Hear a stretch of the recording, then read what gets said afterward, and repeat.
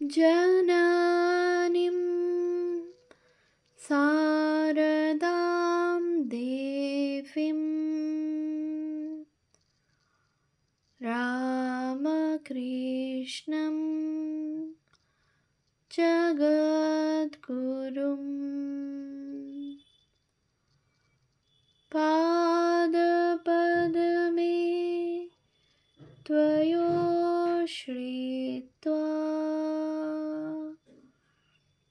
প্রণমামি মুহুর্মুহুঃ।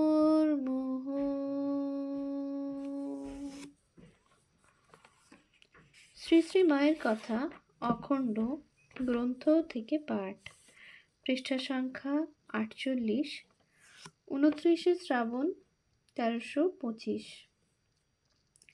আজ গিয়ে দেখি মা ডাক্তার দুর্গাপদবাবুর ভগ্নীর সঙ্গে কথা করছেন। বোর্ডিংয়ের 2টি মেয়ে ও ঢাকা হতে একটি বউ এসেছেন। সকলে মাকে ঘিরে বসে আছেন। প্রণাম করে আমি বসলুম। ডাক্তারবাবুর ভগ্নী অল্প বয়সে বিধবা হয়েছেন। তার স্বামীর বিষয় নিয়ে গোল বেঁধেছে, ভাগ্নেরা গোল করছে, উইলের প্রবেট পেতে দেরি হচ্ছে, এই সব অনেকক্ষণ কথাবার্তা হলো। শেষে মা বললেন, দান বিক্রয়ে যখন তোমার অধিকার নেই তখন ভালো লোকের হাতে বন্দোবস্তের ভার দিও। সংসারী বিষয়ী লোকদের কি বিশ্বাস আছে? টাকা কড়ির লোভ সামলে কাজ করতে পারে প্রকৃত সাধু সন্ন্যাসীতে। তা মা, তুমি অত ভেবো না, যা করবার হরি করবেন। তুমি সৎ পথে আছো, ঠাকুর কি আর তোমায় কষ্টে ফেলবেন? তবে এখন এসো।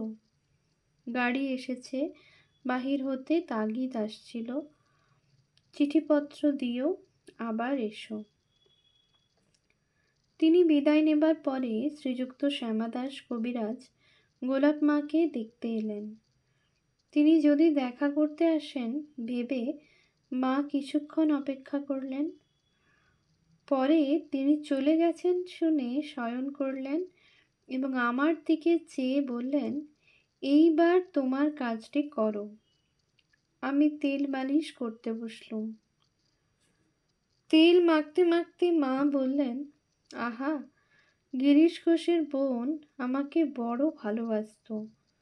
বাড়িতে যা রান্না বান্না করত আমার জন্যে আগে রেখে নিয়ে আসত। কত রকম রান্না করিয়ে ব্রাহ্মণ দিয়ে নিয়ে এসে বসে বসে আমাকে খাওয়াতো। একদিন বলে কি, মা, 2খানা ইলিশ মাছ ভাজা খাও না, তোমার আর দোষ কি?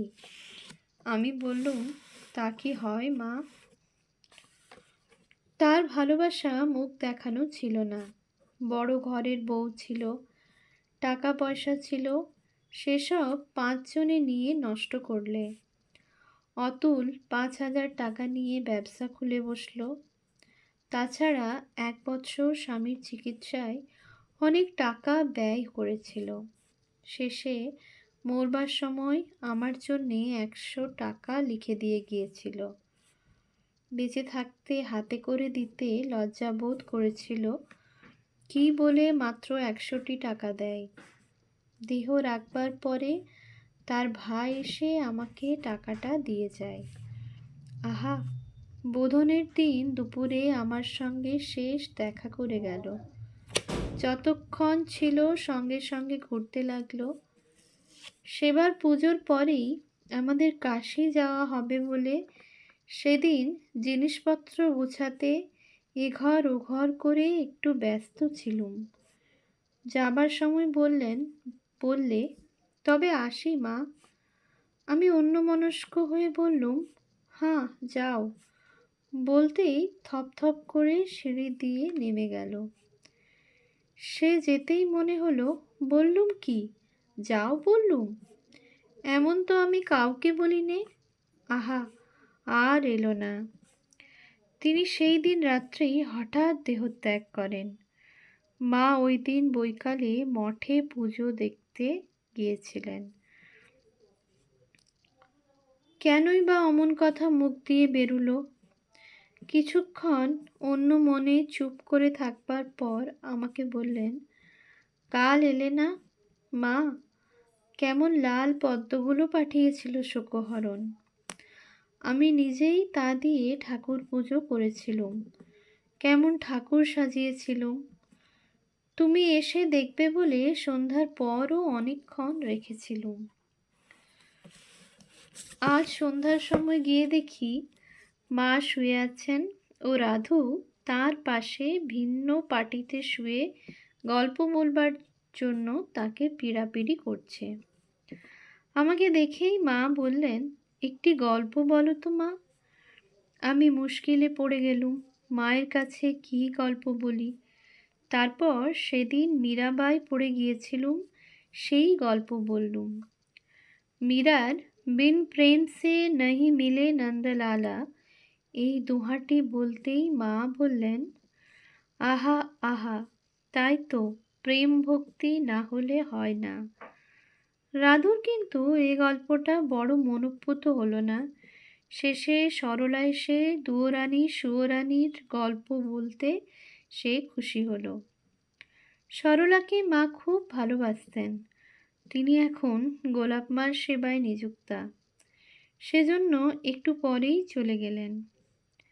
রাধু বলছে, আমার পা কামড়াচ্ছে, তাই আমি খানিক টিপে দিতে লাগলুম। রাধুর কিন্তু আমার টেপা পছন্দ হলো না। বললে, খুব জোরে দাও। মা তাই শুনে বললেন, ঠাকুর আমার গা টিপে দেখিয়ে দিয়ে বলতেন, এমনি করে টেপো। ওই কথা বলে মা আমাকে বললেন, দাও তো মা তোমার হাতখানা। আমি এগিয়ে দিতেই আমার হাত টিপে দেখিয়ে দিয়ে বললেন, ওকে এমনি করে টেপো। আমি তেমনি করে খানিকক্ষণ টিপতেই রাধু ঘুমিয়ে পড়ল। মা বললেন, এইবার আমার পায়ে হাত বুলিয়ে দাও, মশা কামড়াচ্ছে। একটু চুপ করে মা আবার বললেন, মঠের এবার বড়ই দুর্বৎসর পড়েছে।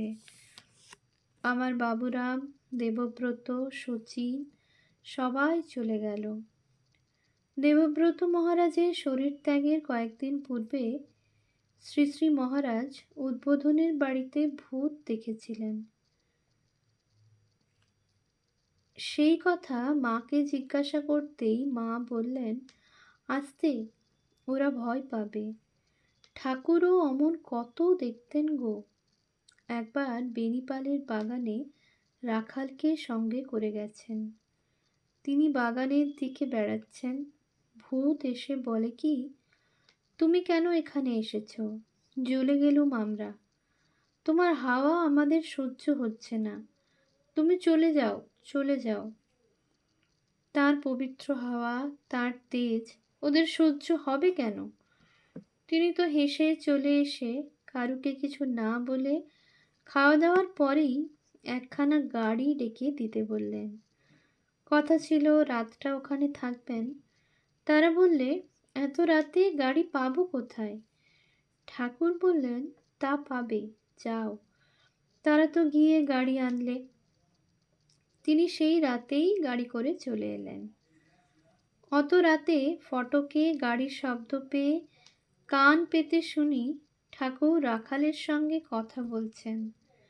শুনেই ভাবলুম, ও মা, কি হবে যদি না খেয়ে এসে থাকেন? কি খেতে দেব এই রাতে? অন্যদিন কিছু না কিছু ঘরে রাখতুম, এই সুজি হোক যাই হোক।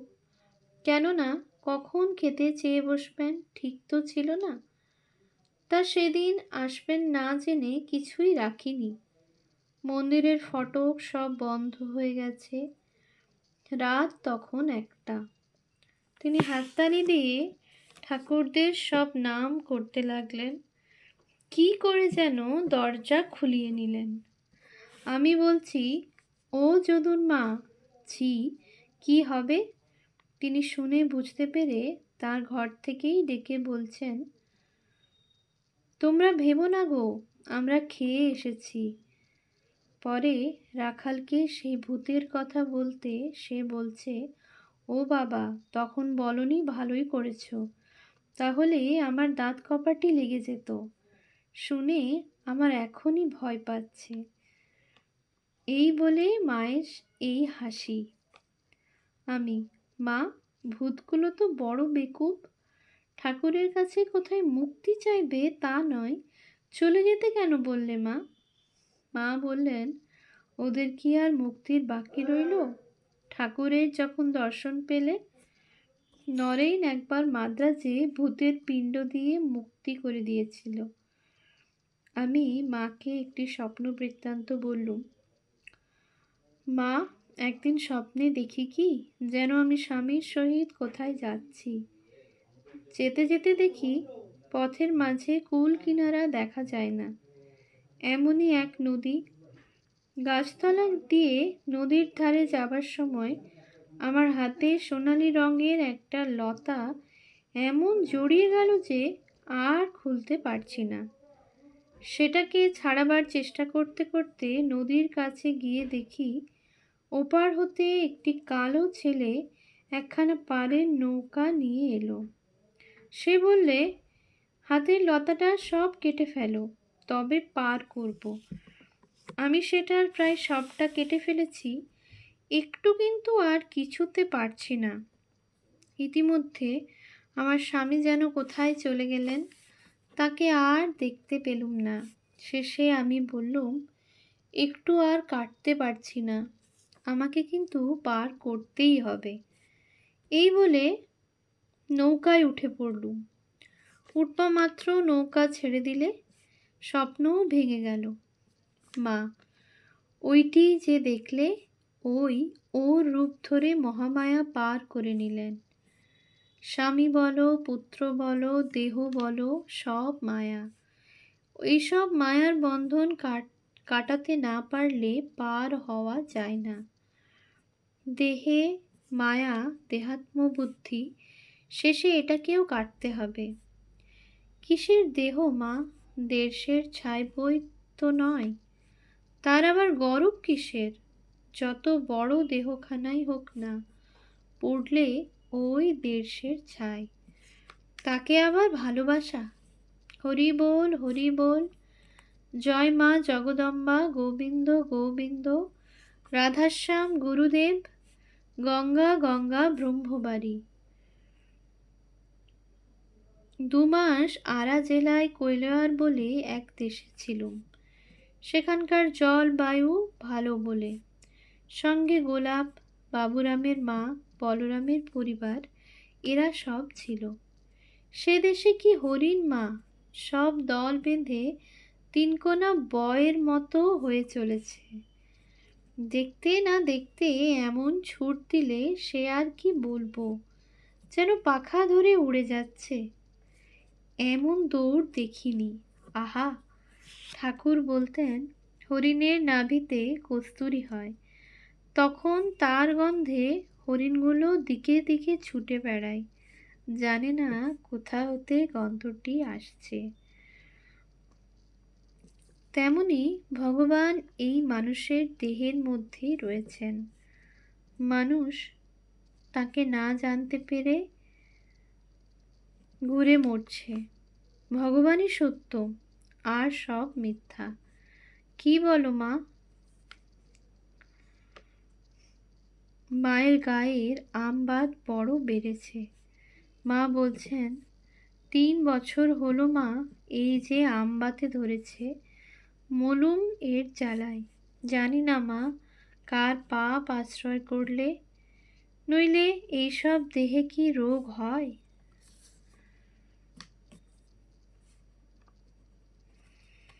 ওম শান্তি শান্তি শান্তি। হরি ওম তৎসৎ। রামকৃষ্ণার্পণমস্তু।